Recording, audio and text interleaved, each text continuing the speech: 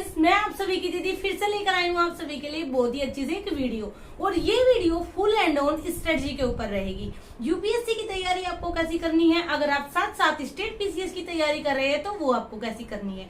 तो देखिए, सबसे पहले आपको देखना है कि आपके पास कितना टाइम बचा है। तो अगर आप अभी ये 15 दिन छोड़ दे, आज 15 अगस्त है, आज अगर आप 15 अगस्त के बाद के अगर आप 15 दिन छोड़ दे तो सितंबर से मई के एंड तक आपको 9 मंथ मिलते हैं। 9 मंथ में कैसे आप अपना स्कोर हाई कर सकते हैं, कैसे आप अपने सिलेबस को कवर कर सकते हैं, कैसे आप जीएस के सभी पार्ट के साथ अपना ऑप्शनल भी कंप्लीट कर सकते हैं, साथ में सीसेट भी कर सकते हैं, ये सभी आप लोगों को इस वीडियो में बताया जाएगा। साथ में आप आंसर राइटिंग प्रैक्टिस भी कर सकते हैं। और ये ओरिजिनल फुल एंड ऑन मेरी स्ट्रेटजी है जिसके अकॉर्डिंग मैं पढ़ती हूँ। इसी वीडियो के बाद आप लोगों को एक शॉर्ट मिलेगा मेरे चैनल पर, जिसमें मैं आप लोगों को ये स्ट्रेटजी लिखित में समझा दूंगी, अपनी खुद की दिखा दूंगी और अपना टाइम टेबल और अपना साथ में टारगेट भी आप लोगों के साथ शेयर कर दूंगी उस शॉर्ट में। तो आप लोग समझ जाओगे कि रियली में दीदी ने सच बोला है कि ये मेरी ओरिजिनल स्ट्रेटजी है। बाकी जो ग्रुप के बच्चों की स्ट्रेटजी होती है वो उनके अकॉर्डिंग होती है, क्योंकि वो फर्स्ट डे से तैयारी कर रहे होते हैं। बट आप लोगों को सबसे पहले समझना है कि आपके पास अभी 9 मंथ ही है। तो 9 मंथ में आप क्या क्या इतना अच्छा कर सकते हैं जिससे आपका एग्जाम में हाई स्कोर हो जाए और आप प्रीलिम्स क्वालिफाई करके एटलीस्ट आप मेंस तो लिख लें। तो सबसे पहले आपको क्या देखना है, पीवाईक्यू के एनालाइज से आपको पता चलेगा कि modern history, polity, economy, science and technology, environment, ये कुछ मेजर सब्जेक्ट है हर साल जिनसे रिपीटेड क्वेश्चन पूछे जाते हैं।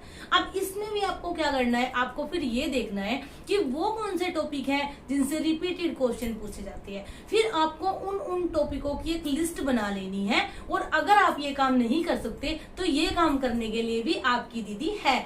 मैं आप लोगों की इस वीडियो के बाद सीरीज चला दूंगी जिसमें आपको हर बुक के बारे में, जैसे जीएस पेपर 2 की सारी बुक, 3 की, 4 की और ऑप्शनल की और आपकी सीसेट की आपको कैसे तैयारी करनी है, एवरी डे आपको हर सब्जेक्ट की स्ट्रेटजी के ऊपर वीडियो मिल जाएगी। फर्स्ट डे हम लोग स्टार्ट करेंगे जीएस पेपर 2 से। तो यहाँ पे मैं आपको बताऊं, 9 मंथ की एक आपके पास एक कंप्लीट स्ट्रेटजी हो, क्योंकि जब आपके पास पूरे साल की होगी, 9 मंथ की होगी, ऑब्वियसली तभी आपके पास 1 मंथ की होगी, तभी आपके पास वीक की होगी। अब जब तक आपको पूरे साल का ही नहीं पता है आपको क्या करना है, कैसे चलना है, तो आप कैसे ही करेंगे, क्या ही करेंगे। तो सबसे पहले आपको क्या देखना है कि आपके पास अभी 9 मंथ बचे हैं। अब 9 मंथ में आपको पता है अगर आप 3 मंथ लेके करेंगे तो भाई साहब कुछ नहीं कर सकते, क्योंकि 3 मंथ में आप जीएस पेपर 2 करेंगे, फिर 3 करेंगे। तो आपको क्या करना है, 2 मेजर पोर्शन ले लेनी है। अब यहाँ पे मैं एक चीज को बीच में नोट करूंगी, जो लेडीज बोलती है हाउस वाइफ है, बच्चा है, ये है, वो है, फलाना ढिकाना। देखिए, मैं मानती हूँ कि होता है स्ट्रगल लाइफ में, लेकिन आप भी एक चीज मेरी मानकर चलिए कि हर चीज में होता है भाई। अगर आप घर में बर्तन साफ कर रहे हो ना, उसमें भी स्ट्रगल है। तो अगर आप अपने आप को उस पोजीशन पे पाते हो कि आप हर कंडीशन में इसको करना चाहते हो, हर कंडीशन में चाहे कुछ भी हो जाए, सारे एक्सक्यूज छोड़ के आपको पढ़ना है। देखो, कोई भी आपकी हेल्प नहीं करता है। कुछ लेडीज मेरे को बोलती है आपको सपोर्ट मिलता है, कोई सपोर्ट नहीं मिलता है। कोई आपको ये सपोर्ट नहीं करता कि चलो आपके बच्चे को हम रख लेते हैं, आप पढ़ाई करो। अगर इतना ही सपोर्ट मिलता तो आप लोगों को मैं घर में काम करते हुए पढ़ाई करते नहीं मिलती, आपको मैं मुखर्जी नगर में रूम लेके रह रही होती। तो देखिए, उस चीज को छोड़िए, क्योंकि यहाँ पे मैं अपने रिलेटिव्स की मेरा ऐसा इंटेंशन नहीं है कि मैं आप लोगों के साथ शेयर करूं। जो भी होता है सब घर में वही सब होता है। बट आपको खुद से देखना है कि आप किस लेवल पे हो, आप कर सकते हो या आप फालतू में इधर उधर दिखाने के लिए कि हाँ मैं तैयारी कर रहा हूँ, आपको ये करना है। अगर आप रियली में कर सकते हो ना, तो आपके पास 6 महीने भी इनफ। लेकिन जो बोलते हैं ना कि जैसे मतलब बच्चा है, आई नो होता है, बट आप रात को तो बच्चा सोता है ना, आप रात को पढ़िए, आप मत सोइए। मैं खुद बहुत कम सोती हूँ और ये आप लोगों को मेरी वॉइस में और मेरी आंखों में भी नजर आता होगा। तो आपको करना क्या है, आपको सबसे पहले 2 मंथ या 2.5 महीने में डिवाइड कर लेना है। आप लोगों से नहीं बनेगी तो मैं मूवी बना के दे दूंगी, आप लोग मुझे कमेंट बॉक्स में बताया कीजिए, तभी पता चलेगा। इससे क्या होगा, आप जैसे एक आप बना के अपना, और जैसे मैंने टेबल पे लगाया आप ऐसे लगा लीजिए। उसके बाद आप अपनी बुक लिस्ट, और ये जो 2 मंथ 2.5 मंथ में आप इसको डिवाइड करोगे ना, तो आपको ऐसे करना है, जैसे जीएस पेपर 2 ले लिया, 3 ले लिया, साथ में आपने ऑप्शनल का एक पेपर अटैच कर लिया, क्योंकि वो तो करना पड़ेगा, अगर आप ऐसे नहीं करेंगे तो होगा ही नहीं।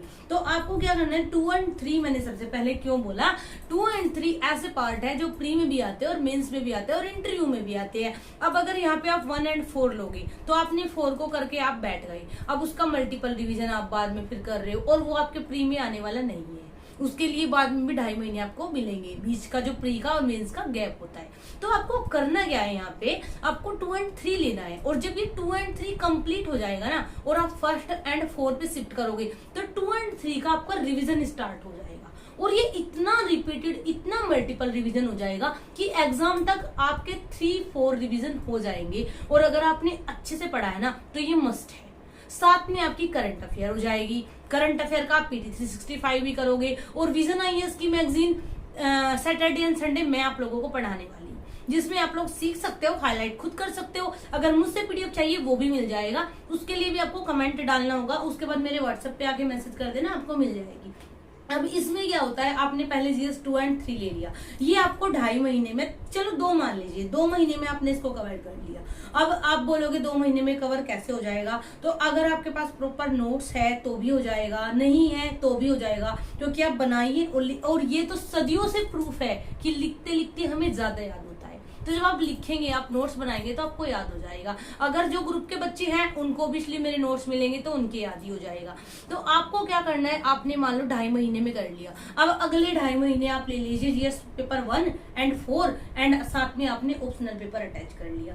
अब इन 2.5 महीने में आपका GS पेपर 1 हो गया, 4 हो गया, साथ में उनका रिवीजन आप नाइट में 1 घंटा लगा लीजिए। और भाई एक बात बताइए, जैसे मान लो आपने फॉर एग्जांपल आपने GS पेपर 2 और 3 स्टार्टिंग में लिया, तो आप मुझे ये बताइए आपके पास दिन में कितने स्लॉट मिलते हैं। एक तो आप मॉर्निंग में जल्दी उठ के सबसे पहले आप अपनी करंट अफेयर GK कंप्लीट आपने कर ली, उसके बाद में सेकंड स्लॉट आपको हर घर में नाश्ते के बाद 1-1.5-2 घंटा मिल ही जाता है, जो लंच से पहले का होता है। और गाँव वगैरह में तो ये फैसिलिटी भी होती है कि ब्रेकफास्ट और लंच होता ही नहीं है, दोनों चीजें एक ही कॉम्बाइन होती है 11 से 12 के बीच में।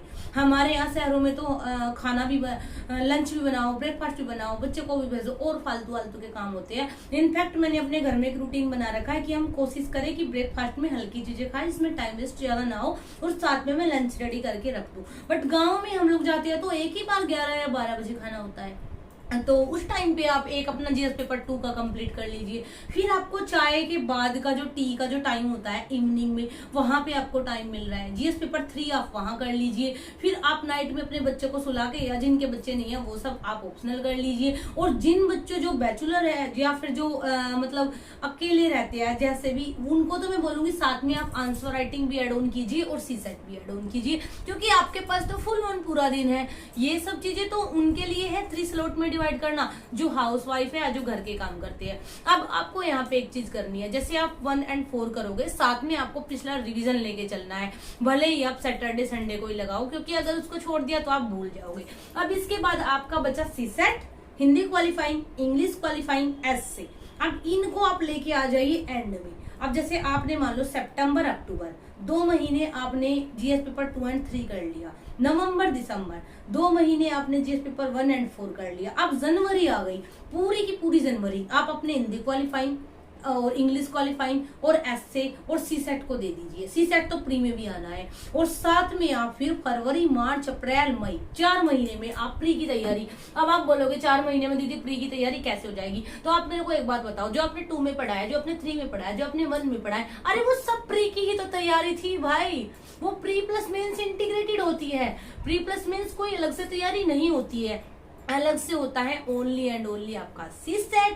तो आप उस चीज को मान के चलिए कि आप उसको साथ में न रख के लास्ट में कर लीजिए। अगर आपका मैथ ज्यादा वीक है तो आप उसको स्टार्टिंग से ही कर लीजिए। बाकी सारी की सारी तैयारी तो इंटीग्रेटेड होती है। अगर आपने 1857 की क्रांति पढ़ी है, अगर आपने प्लेट टेक्टोनिक थ्योरी पढ़ी है, तो वो आपके मेंस में भी आने वाली है, वो आपके प्री में भी आने वाली है, तो अलग कहाँ से हो गई। इनफैक्ट आप ये बोलिए कि उन 4 महीनों में आपका रिविजन होता है, और आप टेस्ट सीरीज से प्रैक्टिस करते हो, MCQ से प्रैक्टिस करते हो, और साथ में आपकी ऐसी जैसी आप वो MCQ प्रैक्टिस और टेस्ट सीरीज करते हो, ऐसी आपकी आंसर राइटिंग प्रैक्टिस छूट जाती है। आंसर राइटिंग प्रैक्टिस आप स्टार्ट से ही करोगे, तो आपको ये चीजें देख लेनी है कि आपको 2 मंथ या 2.5 महीने में अपनी स्ट्रेटजी को डिवाइड करना है। अगर आप एक साथ ये सोचते हो ना कि आज मेरे को पॉलिटी भी करनी है, आज मेरे को ज्योग्राफी का चैप्टर भी क्लास करनी है, आज मेरे को इन्वायरमेंट की भी भाई जैव विविधता की क्लास भी जरूरी करनी है, भाई रोबोटिक की क्लास भी जरूर करनी है, भाई अच्छा पॉलिटी में नागरिकता का चैप्टर भी करना है,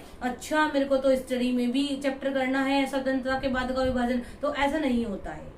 आपको डिवाइड तो करना पड़ेगा अपने अकॉर्डिंग, अपनी कैपेसिटी के अकॉर्डिंग। और अगर आप नहीं कर सकते तो कमेंट बॉक्स में आप कमेंट कीजिए, जिसको जो चाहिए वो आपको इस चैनल पे मिल जाएगा। अगर आपको स्ट्रेटजी मतलब पूरा प्रॉपर आपको बन के पढ़ने पे चाहिए वो भी मिल जाएगी। अगर आप लोगों को हर बुक की स्टडी चाहिए वो भी मिल जाएगी। लेकिन आपको बताना पड़ेगा, जब तक आप बताते नहीं है तब तक समझ नहीं आता है कि आप लोगों को किस चीज पे वीडियो चाहिए। तो सबसे पहले आप लोगों को क्या करना है, आप लोगों को अपनी अभी पे कॉपी पेन उठाइए और अपनी स्ट्रेटजी बनाइए। अगर आपसे नहीं बनती तो आप मुझे कमेंट कीजिए। मैंने ये नहीं बोला कि आप पहले कमेंट कीजिए एज यू लाइक, बट आप ट्राई कीजिए खुद से। अगर आप इतना नहीं कर सकते तो आप बताइए कल आप देश की नीतियां कैसे बनाएंगे।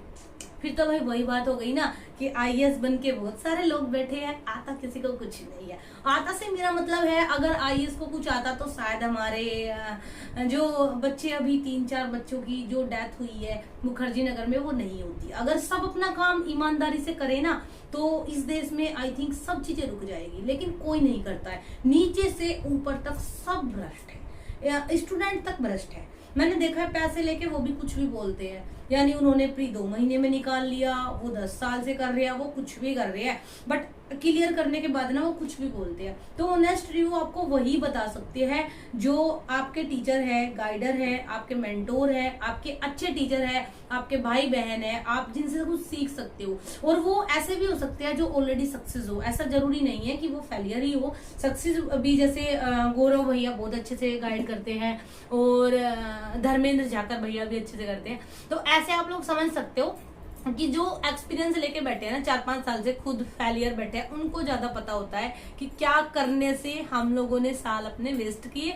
तो ऐसे ही आप लोगों को करना है। आपके पास जो 9 मंथ बचे है ना, इसका फुल एंड फुल आप फायदा उठाइए, नहीं तो कब ये टाइम जाएगा आप लोगों को पता भी नहीं चलेगा। और फिर एग्जाम टाइम पे आप बोलोगे दीदी क्या करें, आप प्री की करें क्या, और फिर आप प्री भी कर लोगे तो आप क्या कर लोगे, क्योंकि मेंस तो आपने लिखा नहीं है। और जब तक आपने मेंस लिखा नहीं है ना, एटलीस्ट लिखो तो, क्लियर हो ना हो बाद की बात है, बट जब आप मेंस एग्जाम हॉल में जाते हो ना और लिखते हो, यकीन मानिए वो प्राउड खुद पे अलग ही होता है। हम बोलने लायक हो जाते हैं। अब मेरे को कोई भी बोलता है ना मेरी रिलेशनशिप में, तो मैं बोल देती हूँ झट से कि क्या आपने कभी चपरासी का भी प्री क्लियर किया है?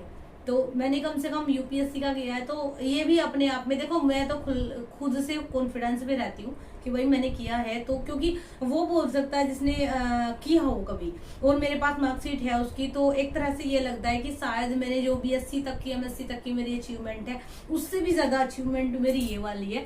तो यही चीज आप लोग करो, कम से कम आप मेंस तो लिखो प्री क्वालिफाई करके, तो फिर देखिए आपको आगे की जर्नी आपकी कितनी स्मूथ हो जाती है। तो 9 मंथ की स्ट्रेटजी अपनी बनाइए और स्टार्ट कीजिए, लग जाइए। Be brave, be achiever.